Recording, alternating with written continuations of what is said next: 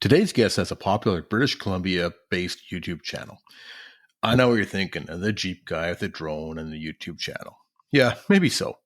But this channel's different. It's not all about drama and incredible drone shots. It's a regular guy out with his friends. We can relate to him, and I often watch his channels before some of the other larger channels. Are you into four-wheeling, camping, and exploring? How about off-road racing like mud bogs, short course wheel-to-wheel racing, or even desert races? Well, you've come to the right place. Welcome to 4x4 Canada podcast. My name is Wes, and I've been four-wheeling since I was 6 weeks old. I have over 20 years experience in 4x4 shops, many more than that in the off-road racing, and a lifetime of exploring the backcountry across Canada. Every week we bring you a new guest where they give you their perspective on the industry. We discuss everything from four-wheeling, overlanding, every form of off-road racing across this great country, as well as we talk to Canadian manufacturers and 4x4 shops. Just a quick reminder that if you're looking for more episodes, you can find all of our episodes on 4x4canadapodcast.com or your favorite podcast sharing platform. You can find us on Facebook, Instagram, and YouTube at 4x4canadapodcast.com. Now let's get to the show. Hey everyone. Today we have a special guest. He has a Jeep, a drone, and a YouTube channel that's called Jeep from BC. But it's not one of those channels full of drama and epic drone shots. Well, he does have some epic drone shots, but the videos are about real people doing real things. Whether it's four-wheeling or the Overland rig walk-around videos from the Expos, the G from BC channel is full of stuff that's relatable, and that's what I enjoy the most. Gary, welcome to the 4x4 Canada podcast. Hey, Wes, thank you for having me. Not a problem, man. I have to say, I really enjoy your G from BC channel on YouTube. And thanks, man. Like I say, it's something that I find myself, I can relate to a lot of the stuff that you're talking about, whether it's a wheeling trip or whether it's out with friends going through the Rocky Mountains on pavement or wherever, right? I find a lot of your stuff very relatable. And that's quite honestly, I end up watching your videos before I watch some of the larger channel ones. Yeah. Just because I enjoy it that much more. Oh, thank you. I try to give a different perspective as well, too, because, I mean, as much as I've been wheeling for a couple of years since the beginning of the pandemic, I'm still, in my eyes, I'm still a newer wheeler. Yep. I'm still learning with everything else. But at the same time, I don't always want it to just be straight wheeling. I want to enjoy time with friends, of course, whenever I have to. And also, it's more exploring, checking out places. You don't necessarily need to go to dispersed places all the time. I think sometimes just going to places you've never been to is just another adventure in my point of view. So, yeah. Yeah, I agree 100%. A lot of times I'll be, ready to go somewhere and we'll say, just pick a point in the map and go kind of idea. And just what we find, we find. So definitely agree 100%. So what prompted you to get it to start your own YouTube channel?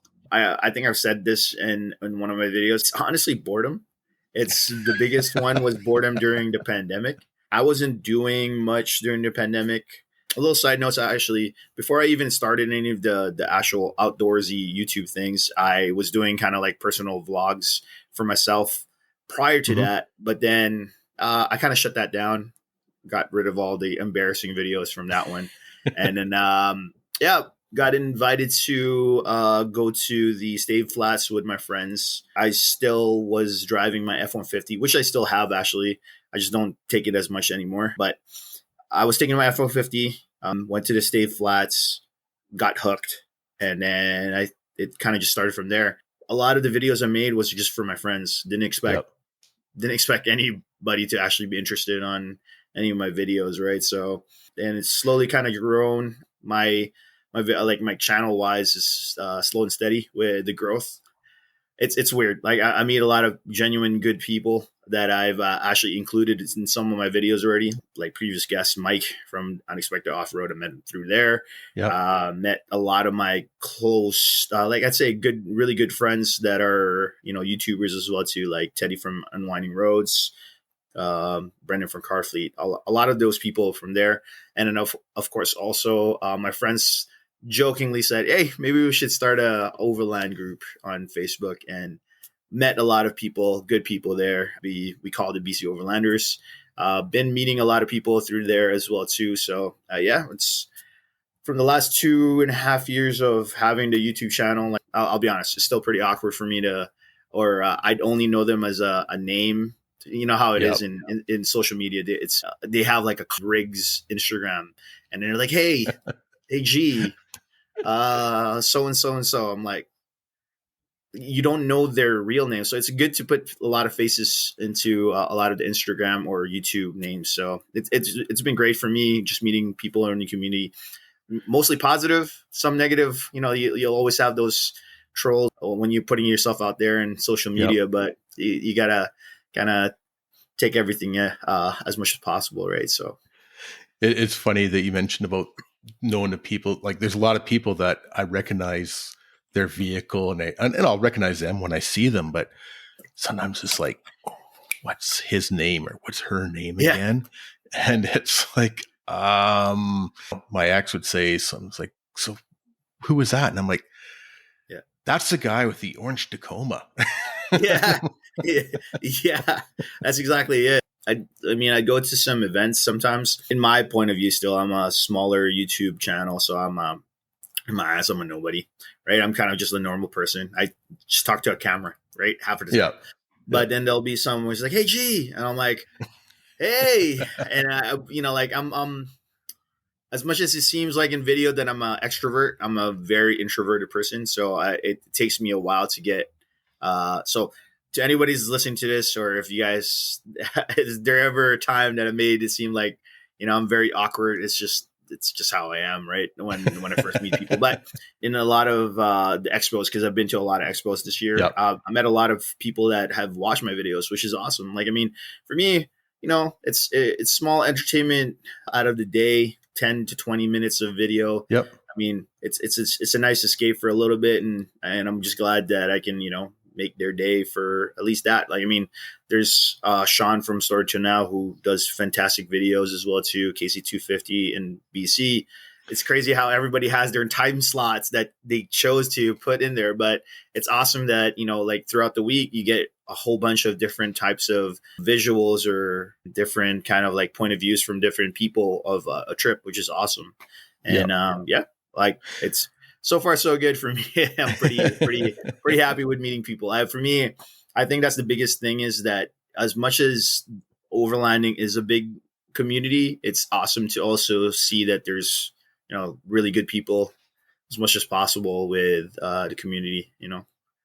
I have to admit that the BC YouTube, there's so many BC YouTubers.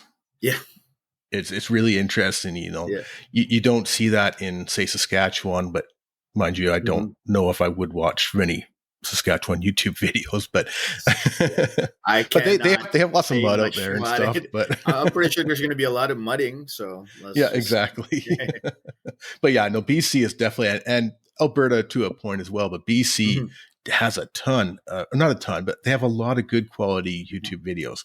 Yeah, And I it's mean, everything from guys in the island, like, yeah, Overland. I mean, he has yeah, a whole different take on things. yeah. And, but Which there's, is, well, for me, I think the good thing about this is that it gives people freedom to do whatever they want. I mean, you'll never please. Like, this is one thing I learned about YouTube and making content, or even Instagram Reels or whatever. You're Mhm. never gonna please everybody. Yeah, The ones that you're gonna be happy to make those content are gonna like your content.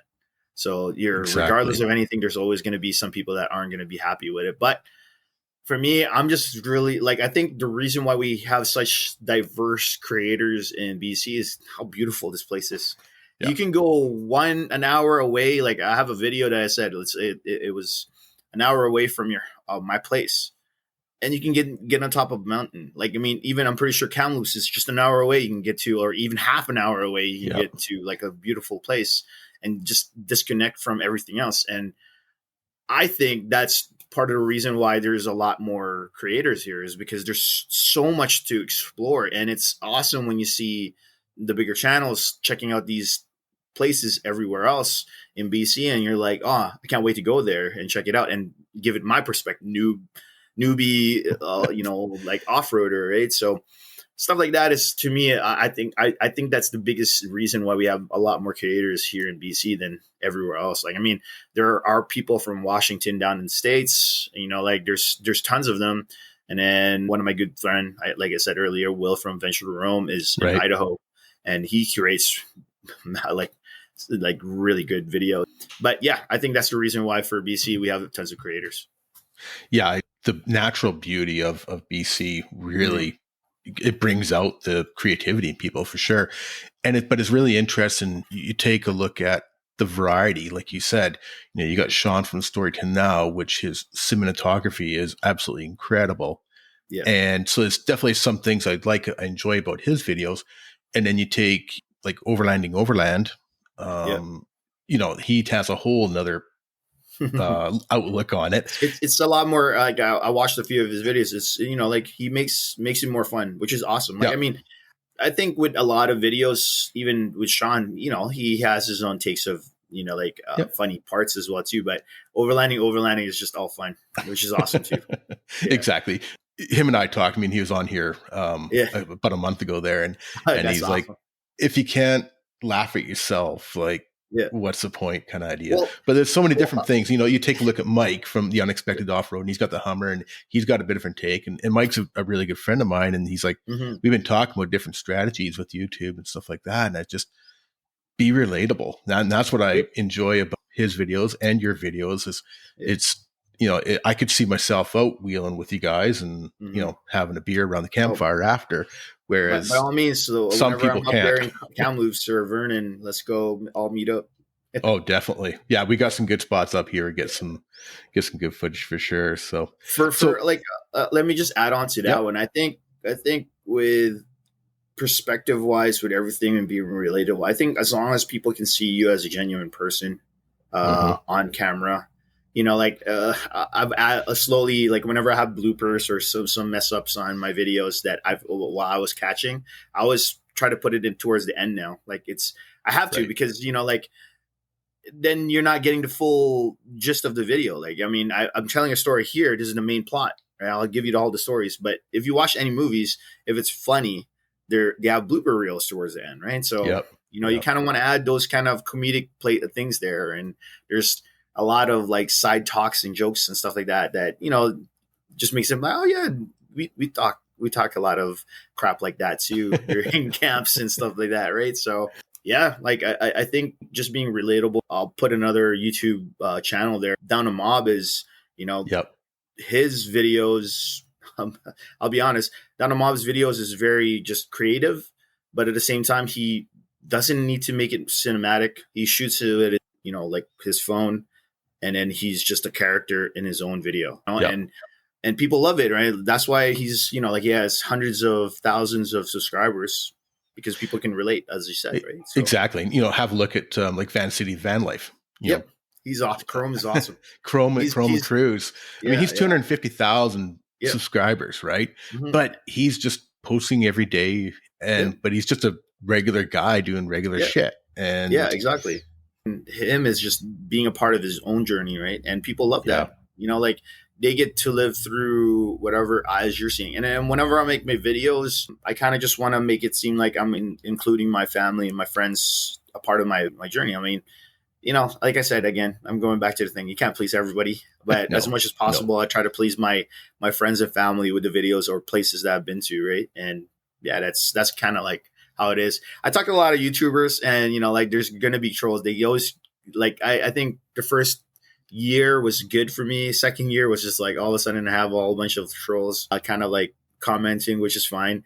And then I think this is the third year of myself where I'm just like, whatever. It is what it yep, is. People are gonna say whatever they're gonna say, right? exactly. No, yeah, Yeah, like you're totally right. You can't please everybody, and yeah, I've been doing well. I'm 50 years old, and frankly, I just don't really. Well, I do care what people think, but most times I don't care what people think. I think we care about we It's care about people's opinion if it's not to the point where it's just talking a lot of crap, and yeah, not, like if it's constructive criticism, I can take that. It's like, yeah, exactly. you should have done this. I'm like, yeah, thanks, I'll do that next time. But if you're just gonna shit on me because of whatever, like Yeah. that I'll be like, well, go make a video just like my video. That's all I'm saying. Exactly. I don't say that I'm a videographer. I'm never going to give you like the crazy stuff. But at the same time, I'm like, I'm doing my best. I'm still working a 9 to 5, like in a Yep. way, right? As a freelancer, I'm still working. I'm not doing this as a career yet, right? So Exactly.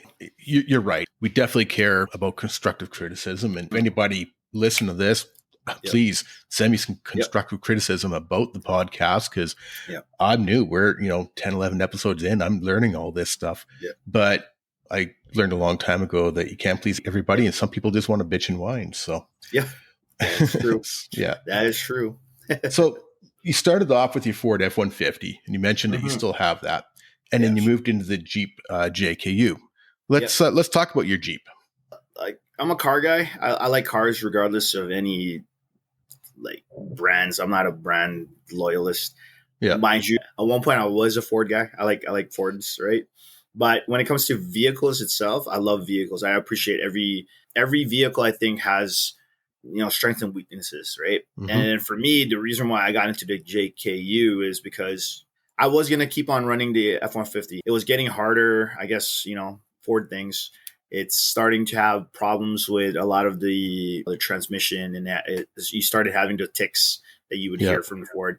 And I was pushing it hard. I made it seem like it was like an actual Jeep or a Tacoma or whatever, right? It was keeping me away from going adventuring, and I was very fresh with my YouTube channel. I want to keep on going because at that time, I think for close to a whole year, I did not miss a Thursday video. So I wanted to keep on going because I saw Sean doing it where he would post it every Monday, and I wanted to yeah, keep it consistent. Like, I mean, it's not the same quality as his, but I wanted to keep that going. So looked around. I was gonna wait for the Bronco, but then just kept on pushing that forever, yeah. And the and it price kept was on going up and up and yes. up. And the budget wise, I was like, no, I can't afford that, right? So Yeah, looked around. Like there's the reliability of Toyotas. Yeah, I could have went with Toyota as well too, but then I didn't want another truck yeah, or just a normal SUV. I've always liked Jeeps as well too, just for off roading. Because every time you kind of see it, like Jeeps are like out the box. They have double lockers if you get the Rubicon, yeah, solid axles, everything. All the bells and whistles. But their only kryptonite is sometimes their reliability when it comes to their engine. yeah, But for me, I'm like, you know what? Like, I've always wanted a Jeep. My dad kind of pushed me as well too because he had a Jeep in the Philippines when he was younger. So I'm like, okay, I'll try to look for a Jeep. I try to find one that already has a bit of modification in it, but not too much on the side of lifts and everything. I didn't want to do that because once a Jeep is lifted, they messed up. They've been messing around with that one already, right? They've been going too crazy. So I found my Jeep at a dealership, had the bumper. It was a Rubicon. Wanted it to be silver just so that I don't see the scratches all the time. yes. Just because my F BC 150 was pinstriping. yes, my F 150 was black. Went to okay, let me just get out of track here. But I Yeah, went to a trail one time with my F 150. Came into that trail, my truck was black. Came out of the trail, it was a zebra. So, I learned from that one, right? So I wanted to get a silver yeah, vehicle. So yeah, it had So I found that one, had a bumper, had CB radio already, it was a Rubicon. Everything was perfect. Talked to the dealership, made it work, and that's kind of how it started. Got everything through there. I was actually going to keep it stock for like a bit because yeah, I wanted to keep it stock for a bit just to test it out and kind well, of learn from there's it. something to that though. Yeah. I've actually quite often said that everybody should drive their vehicle stock for a year so they Mhm. learn the vehicle, Yep. right? There's a Yep. lot of places that's really surprising where stock vehicle can go. Yep. And if you're driving a stock vehicle in some of these other trails, I find Mhm. you actually end up being a better driver. When you Yep. end up going to 35s or 37s, lockers front and rear, and you just kind of go over top of everything, no problem. Yep. There's so many people that do that that don't have the experience and are not Mhm. as good a driver. That can actually get them into trouble, Yeah. I think right? well, for me, I got the Jeep around, I think it was February or May, one of those days. Sorry, February or March, one of those dates in 2021. I got it last year. But prior to that, I was driving an F-150 around like with those ones. So picking lines with the F-150 was the best way to do it, and learning from spotters on how to pick. So I'm not trying to toot my own horn, but I know how to pick lines, and I'm a good spotter when it comes to helping people get over obstacles, right? So yeah, like for me, when it came to that one, I'm like, okay, well, this is going to be a bit easier now since it's not as high, and it's easier for me to see through a lot of things compared to my F-150.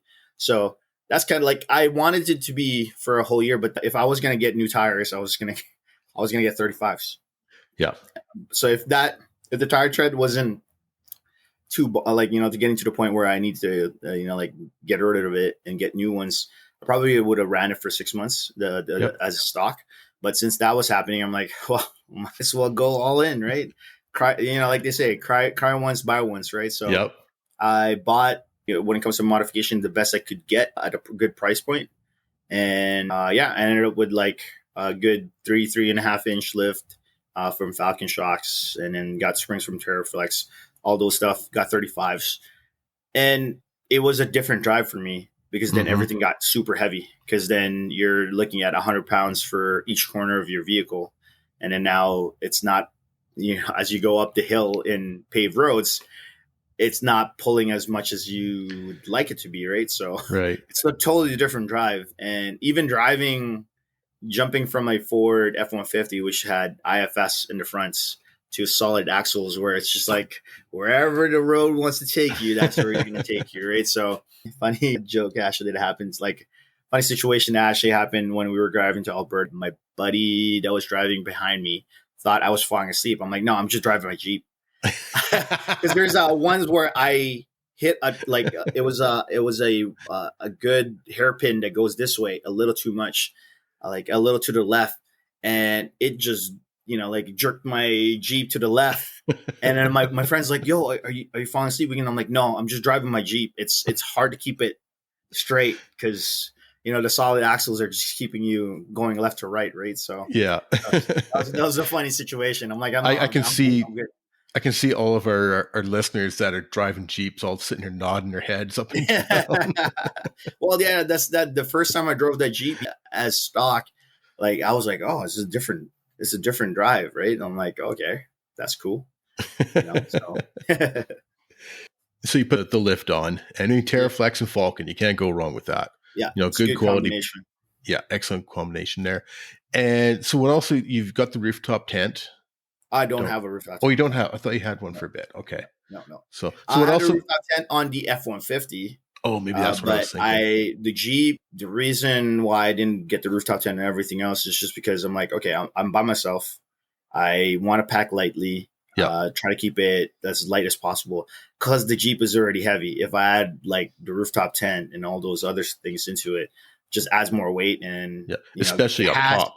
Gas is just not going to be happy. Like the gas tank's not going to be happy for me, right? So, and yes, once I put the rooftop tent, then my driving is going to be top heavy throughout the whole thing, and I don't want to do that. So, that's why I wanted to keep it sleeping inside my Jeep instead. So that helped. So you have your back seat out, and then you just push the seat, the passenger seat farther forward, kind of idea, and just a little bit. And then I bought like this foldable mattress from Costco that was $50.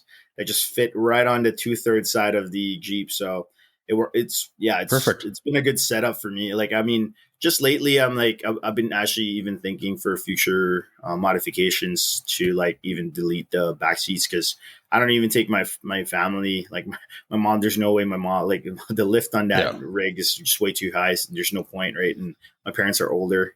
They don't want to be going up and down those kind of thing, right? So like I've started tenting in my Tacoma, because I bought my Tacoma used last fall, and I thought about going with rooftop tent, but then it's like I've got kayaks, so it just ends up being so tall in that. So I've actually been tenting this last year, and eventually I'm going to go to a sleeping area inside a canopy is my plan for the winter. But I've been tenting, and with a good pad.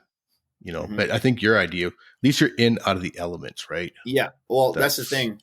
Actually, in the Alberta trip, All of them. Two of my friends were in rooftop tents. The other one was ground tenting. They heard, fox howling. They're like, "Oh my god, that's what was that?" I didn't hear anything. I was out. Yeah. I was out inside my rig, and I didn't hear anything. Right. So, and yeah, that's part of the reason too that I like sleeping inside my rig is because then it's the safety. Yeah, Yeah. same thing with my canopy idea, in and out of the elements. Mm-hmm. And plus I don't keep everybody else up with my snoring. That too. Yeah. Yep. So if you're starting over with a new vehicle, or you knew somebody who's starting off with a new to them vehicle, what would you suggest the first 5 or 6 modifications be? I don't think you need to modify your vehicle right away. I think the Mm-hmm. most important thing you should be getting is recovery. You should be getting straps, shackles, anything that has to make sure that you can get recovered. I don't even think you should be going by yourself per se until you have at least a winch. Mm-hmm. But that's for me modification, not even just mods to your vehicle. I think recovery is the most important thing for any situation, so that at I least then like you can either get saved or you can save somebody else, right? So Yeah, I agree 100%. That should be the first thing everybody does. yeah, Proper recovery gear, straps or hmm soft shackles, whichever, and eventually going into a winch, but even a yep, shovel and an yep, axe. There's been exactly. Shovel and axe, even max like some traction board would be yeah, perfect as well too for snow. yeah, Second one, I'd say just to play it safe, if you do decide to go by yourself, to have one of those satellite boosters so yep, that you can call SOS wherever you are. yep, That's to me is more important. I've been like out of all the stuff that I've been going wheeling, those are the two important things that I can yep. think of right away that you need. We actually So have a really interesting. I'm going to interrupt you there real quick. yeah, Sorry, but Zolio has sent me a unit. nice. Yeah, I have As a Zolio. Yeah, so as a press unit, or they sent me hmm a one to use and to try for a while, and hmm then they're going to come on board for an interview Oh, nice. after a month or two of trying. So Yeah, yeah. I just got it the other day. I haven't even set it up or anything like that, but I It's pretty agree. easy. Yeah, that sounds pretty easy, but Yeah, I'm really excited because that's something that I've been wanting to get myself, because I yeah, actually do a lot of just even like afternoons by myself, right? yeah, So yeah. it's something I've been looking into, and I'm really excited to try this out. And hmm I agree 100% that recovery, and recovery is a way of getting yourself out or other people out, Yeah, and a Zolio style where you can yeah, send an SOS yeah, is your other backup, right? So yeah. I'd say those are first two, regardless vehicle modification. Those are more important than anything else. yeah, And then, of course, I think right away, I'd say you could probably use. I mean, a lot of the factory tires, depending on what kind of package you get, really good tires. I'd say good yep, tires would save you a lot. Doesn't matter about the wheels. I mean, wheels are more just for whatever you would think is going to look cool, right? So yep, tires, I think, is important. Of course, going with bigger tires will be pretty good. Like width wise, has better traction when you air hmm down. yep, So speaking of that, air down tools, air up and air yes, down tools are important. Sorry, air down, air up, and also tire patch kit is yep. important. Those kind of go hand in hand in 3 ways in regards to it.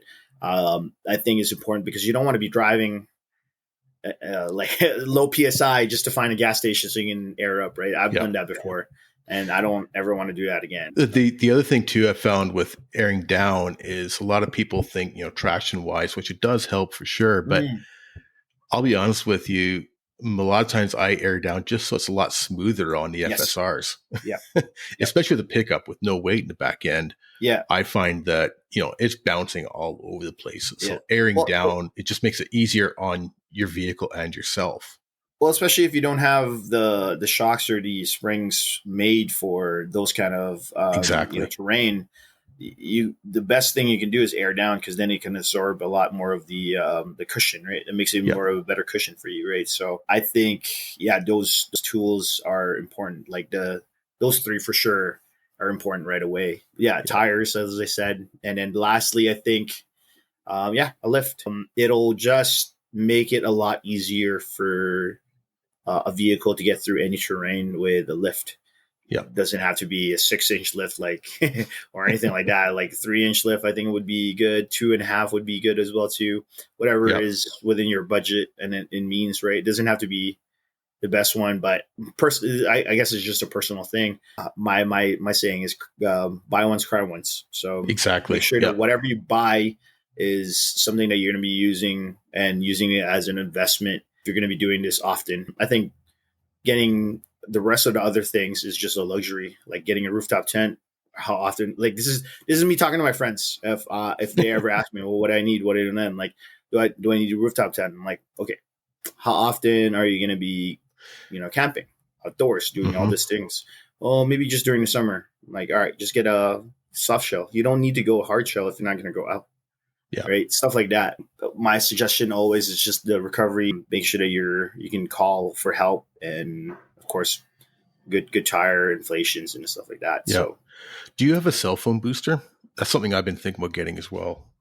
we boost like Yeah. those kind of things. Yeah, I'm thinking about it too. Eventually, I would like to get a Starlink Right. because then you can connect to the internet with that one. Zolio is a satellite booster for your phone, but it's just Okay. for text. So you Right. can actually text people, Yeah.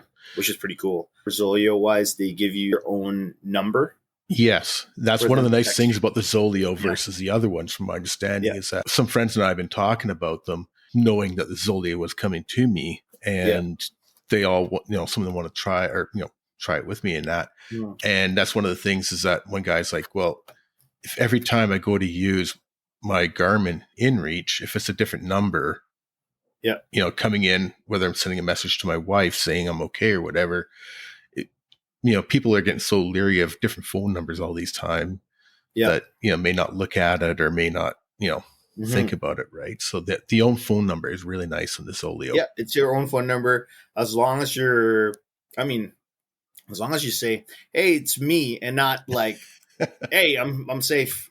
Yeah, I'm not gonna answer that. I never answer any phone calls from people I don't exactly. recognize. If Yeah, it's that important, you're gonna leave a message. So yeah, yeah, exactly.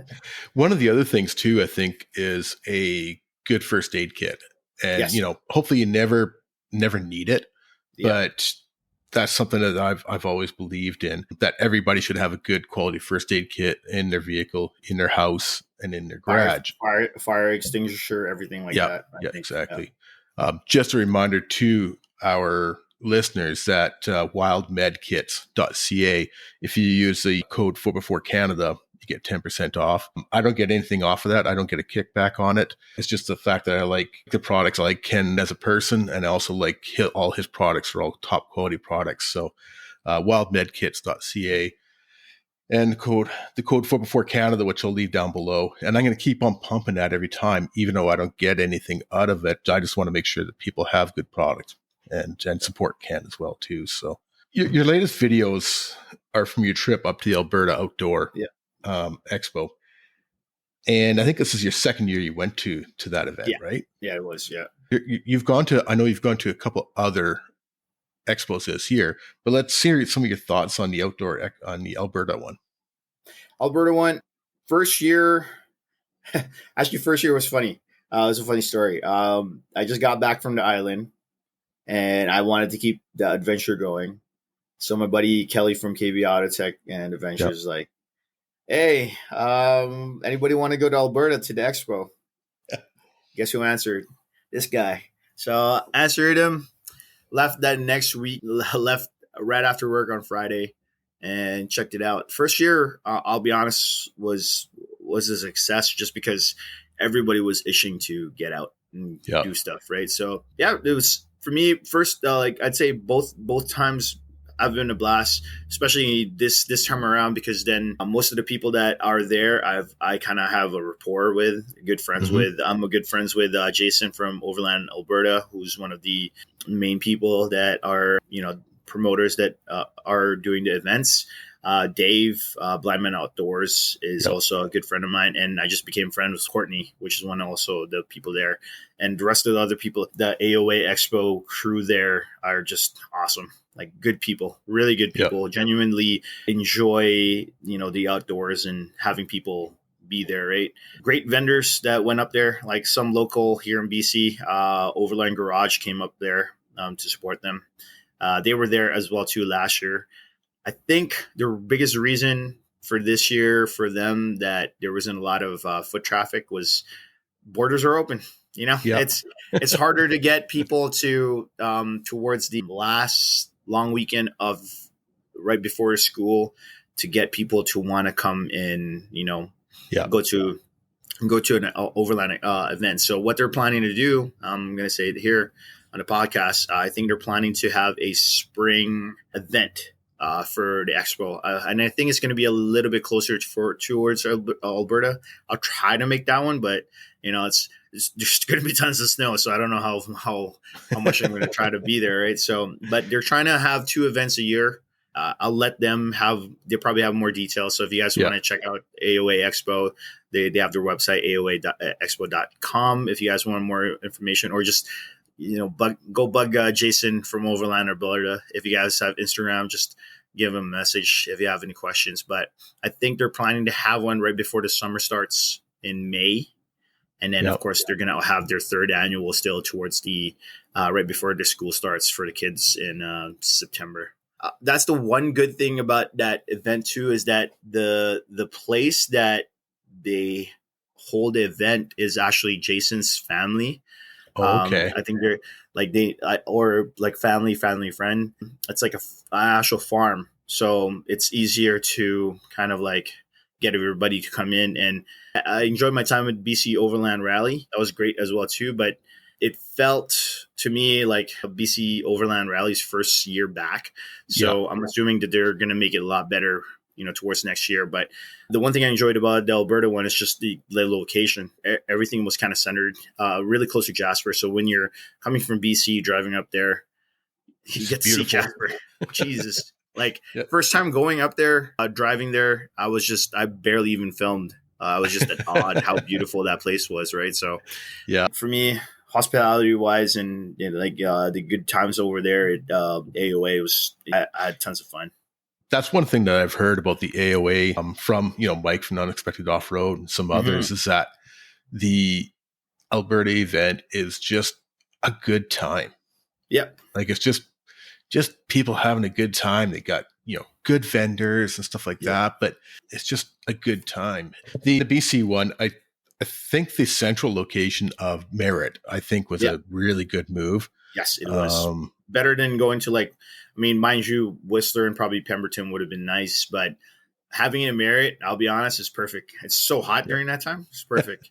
You get a lot of people from other areas, like a lot of people from Kamloops and Kelowna and Prince George came down to it, whereas they wouldn't go to in Whistler, right? Yeah. So only qualms is if they are going to have the one in Merritt again, I hope they cut those grass. Like it was kind of, I'll be honest, it was kind of not like that. That was the only part that I didn't enjoy. But and the wind, but that's a Merritt thing. Actually, it wasn't too bad. So you also went down to the one down in Oregon as well, too, right? Yes, and that is a whole nother level compared to these other ones. And so let's hear some of your thoughts on that. One word: overwhelmed. It was a big event. Like you are looking at hundreds of vendors, big name vendors as well too, like actual car brands like Ford showcased their Bronco. Of course, they had their own section. Toyota showed their things. Honda had some, right? And then they actually even showcased the new Hummer EV there as well too, which is pretty cool. American brand off-road products there, big brands as well too, like Factor 55, CBIs was all there. Like pretty much all the big brands was there, right? Just all the big ones and all the little ones. Little ones, exactly. But yeah, like it. I'll be honest. I think it's because Overland Expo has been doing it for years. That exactly their organization is like pristine, like it's perfect. They knew where to put people. where to put the vendors and everything else. It's well-oiled machine, if you want to put it that way.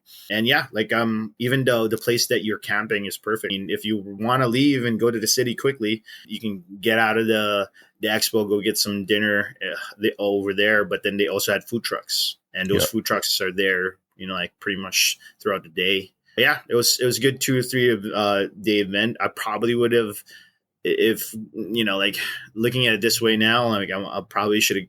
You could probably just go there for a day and you should be fine. But I think they've been doing it for so long. They've been doing them for 10, 15 years.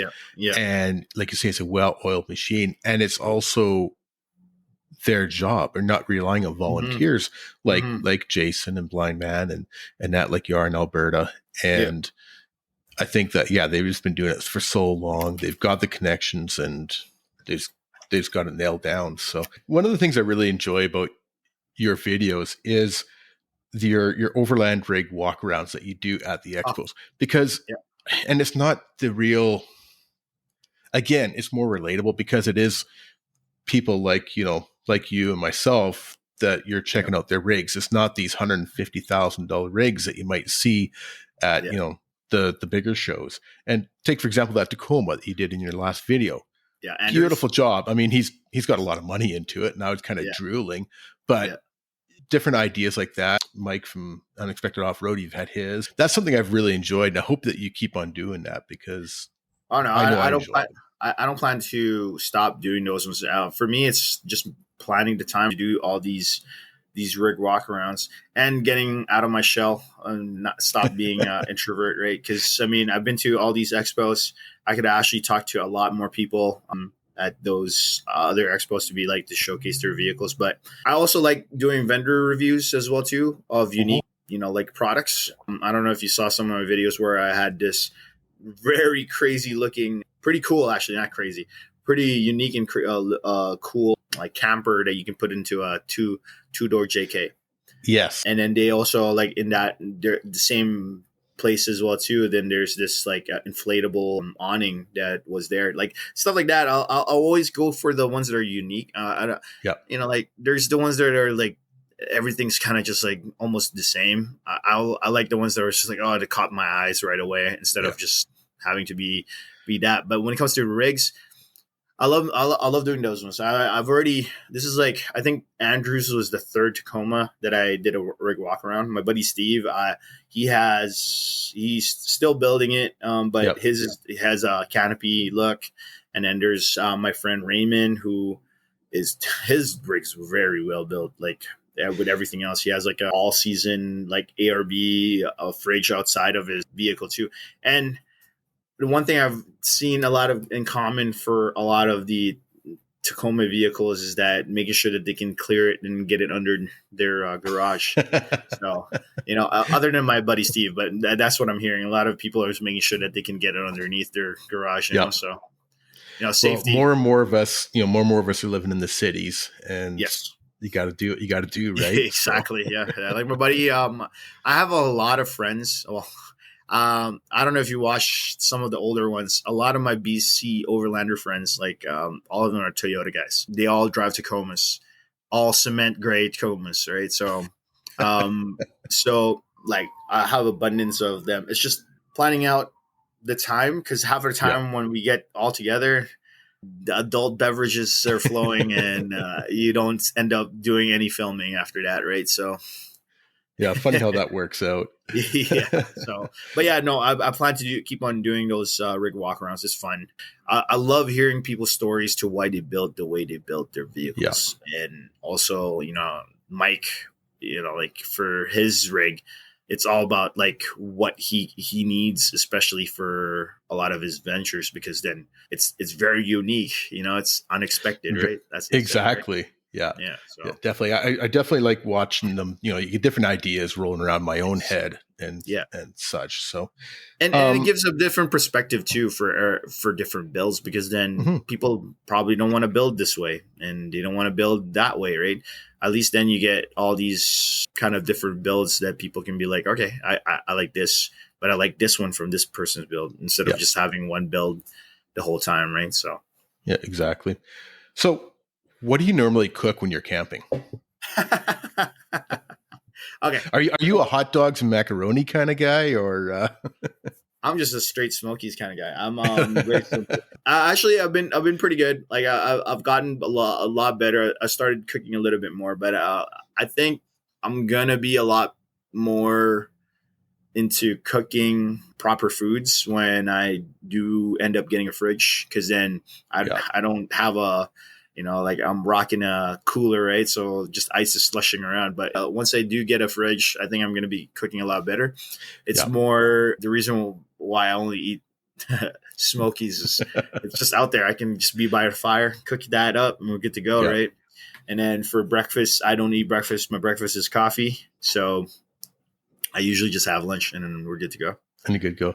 I Yeah. find it for me, it really depends on my mood, Yep. especially when I'm packing up, and Yep. also who I'm with. If Yep. I'm just by myself or another person, yeah, I might do Mm-hmm. something quick and easy, right? But Yep. with more with other people, then I tend to eat better because Since I'm solo, I don't have to cook half the time when my friends are around. They cook way too much food anyways. They always just go, don't even bring food, because like the one when we went to Alberta, I didn't have to cook anything. They had so much food that they were just gonna throw them anyways, right? So I just kind of ate whatever well, I'm they gonna start hanging out with you guys more. Yep. Well, there a lot of people are well fed during any of their big trips like that, right? So Yeah, yeah. and way too much liquor floating around. So speaking of which, if we're sitting around a campfire having a drink, Yeah.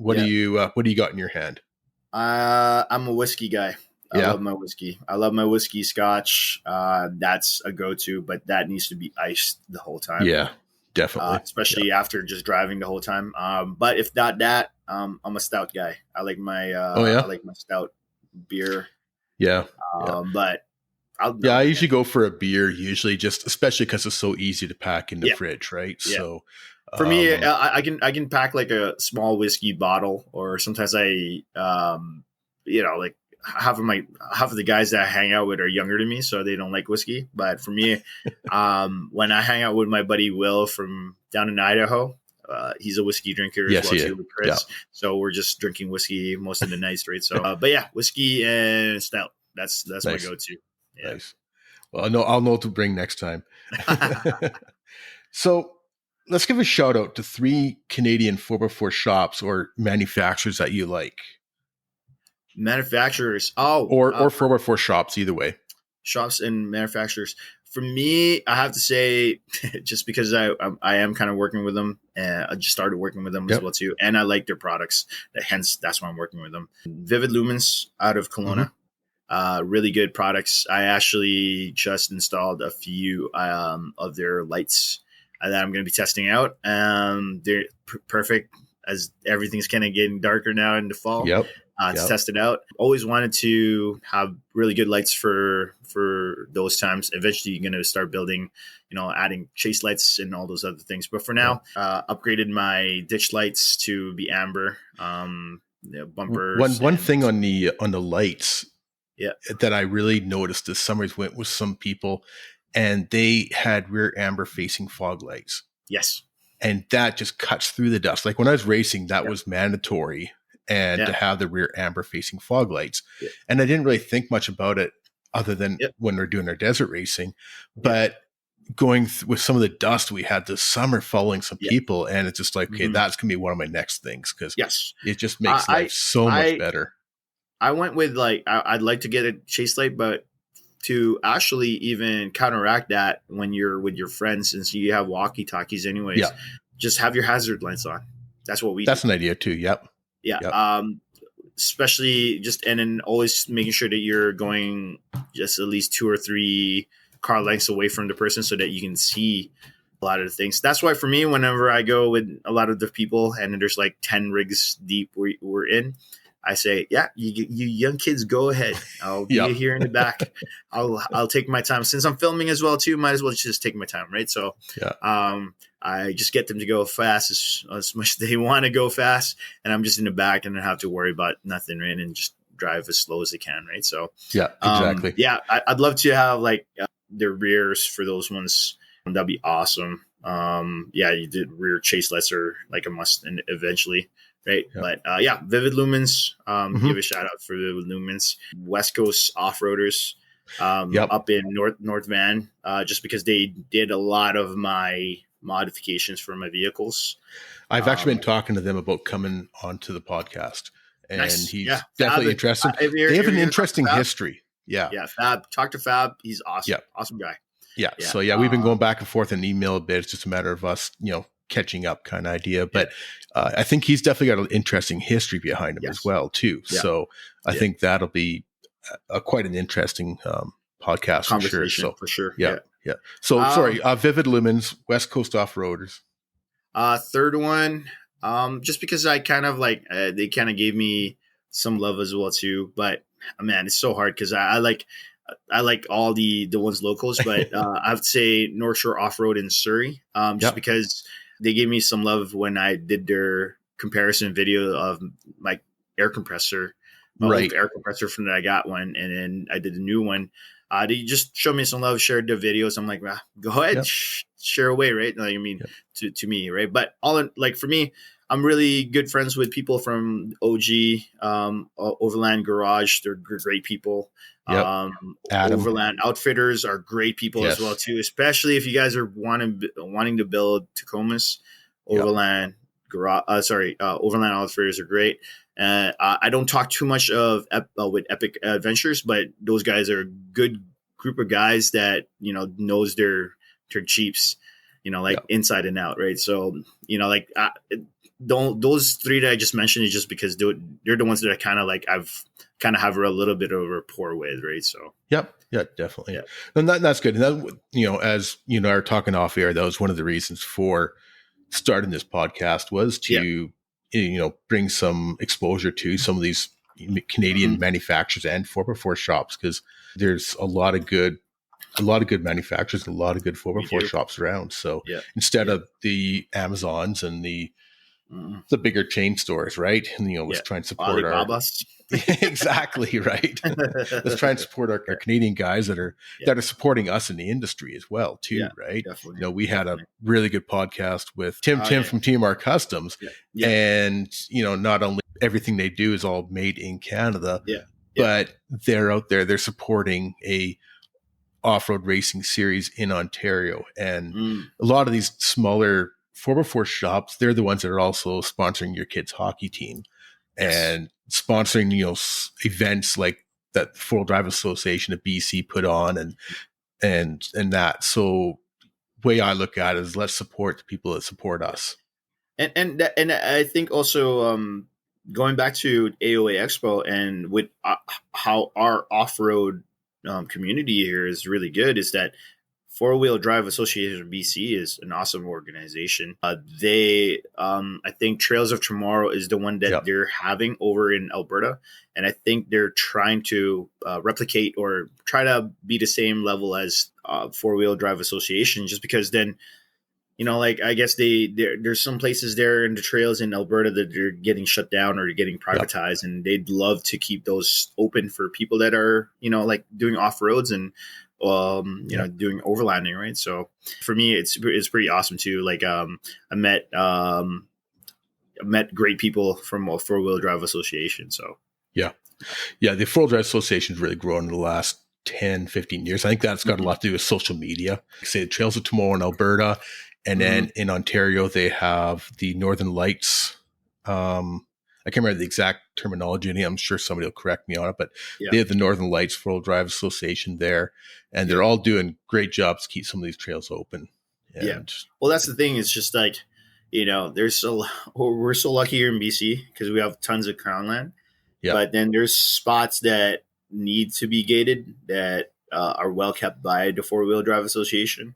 yep, And then there's also ones that are still wreck sites that are well kept by them, right? Like Hale Creek, Francis Lake, and such here in yeah. closer to There's BC. 18 of them, 18 rec Mhm. sites that they maintain Mhm. across the province, Yeah, and they're going to be getting another one. I'm in charge of the maintenance for the Cornwall Fire Lookout. it was crazy. I was hoping to go there this summer, but like I just didn't have enough time.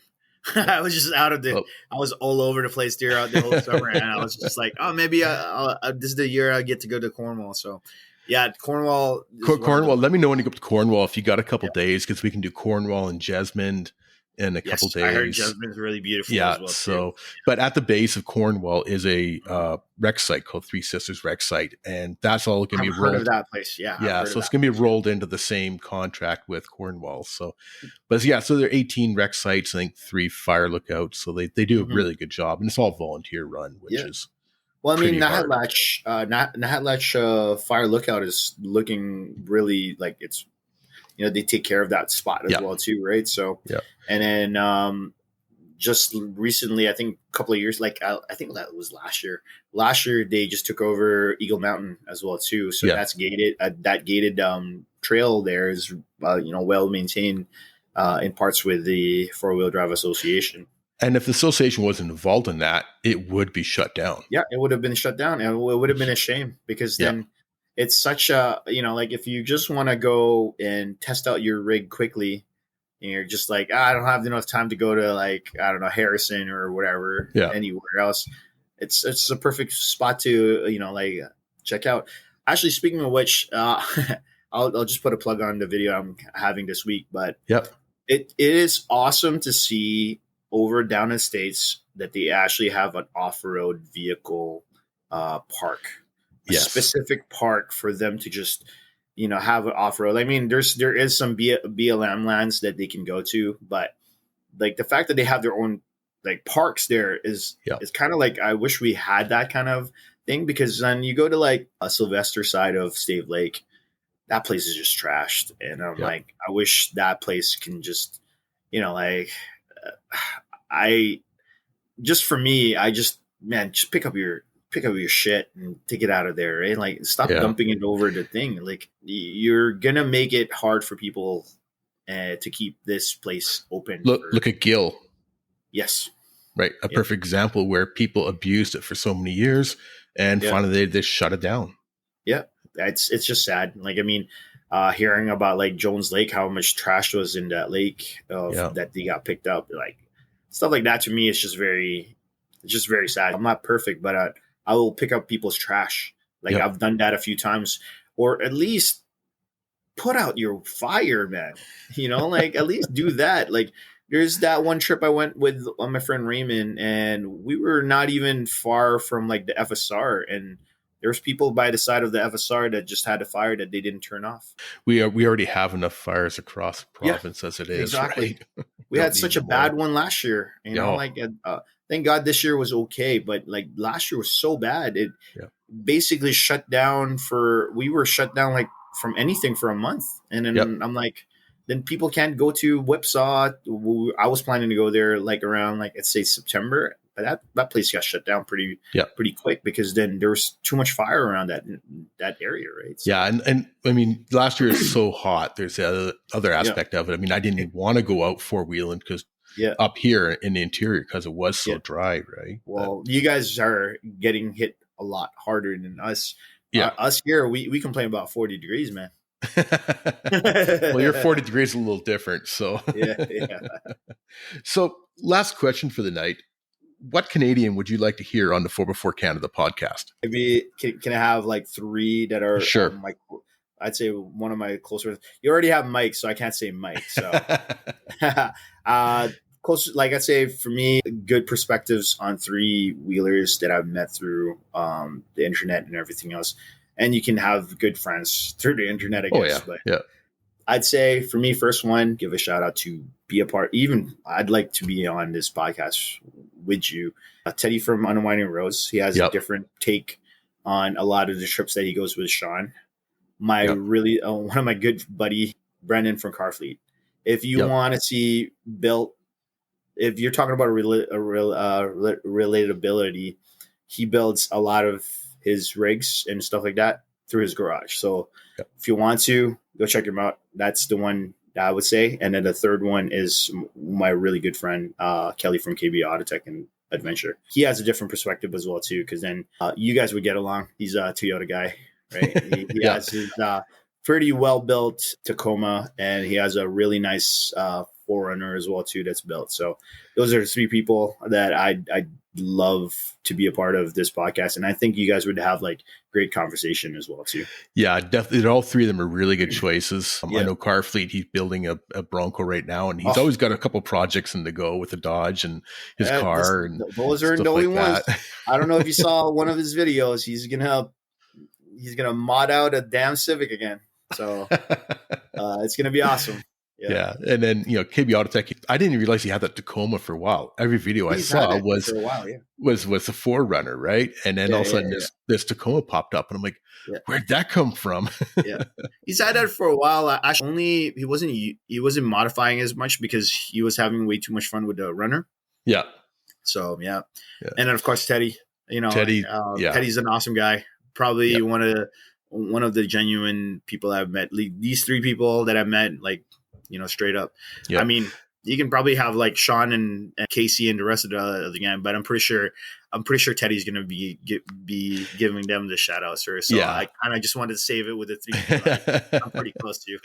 Well, I think Teddy can be a pretty good character too. So yeah, definitely. Yeah. Well, if not only Canadians, if you want to add one more person, just for me, just because he's a really good friend of mine, my buddy Will from Venture to Rome down in Idaho. He has this guy, honestly, took the stage when we had that YouTube little live stream on Sean's channel. He took the stage and he killed it over there. And I actually just met him in person during the summer.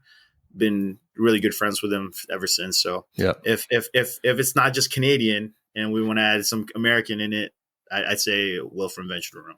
Yeah, he's definitely got a really good YouTube channel for sure. Yeah. As I mentioned, in one of our emails, we're going back and forth. I do want to get sort of a roundtable going one day with 3 or 4 of you guys together and just asking. It's going to be a racket if you're going to have me, Teddy, and Brennan, and Kelly, and Kelly, and and Mike, because like these people I've had a very good rapport with already, and I talk a lot of shit, so it would be fun. I think everybody would have a lot of fun. I'd have to throw a time limit on it for sure. for sure. We've had like I think it was on Brennan's channel. We had like all 4 of us in the thing, and we just talked a lot of crap. So but that's fun times, man. That's definitely fun times. Once again, we're talking to Gary from G from BC. Check his YouTube videos out. His YouTube channel there, obviously G from BC. He's also on all your social medias like Facebook and the Gram, G from BC as well. So you're on the Gram, aren't you? Yes, I am. Yeah. I don't share just reels. I share pictures too. And not just pictures of him either. No, it's all my rigs. I think my rigs are a lot nicer looking than my face. I was going to say I agree with you, but that came out the wrong way. I agree with you in that aspect. You totally agree with me, Wes. You totally agree with me. I've got a face for radio. That's why I only do YouTube and I talk to our camera. Exactly. Awesome. Well, I really appreciate you coming on, Gary. Had a blast with this, and we'll definitely have to get together again soon and do a little roundtable. And definitely feel if you come up with the interior, come by Kamloops, and we'll get you out wheeling. Awesome. Sounds good. Sounds good, buddy. I appreciate it.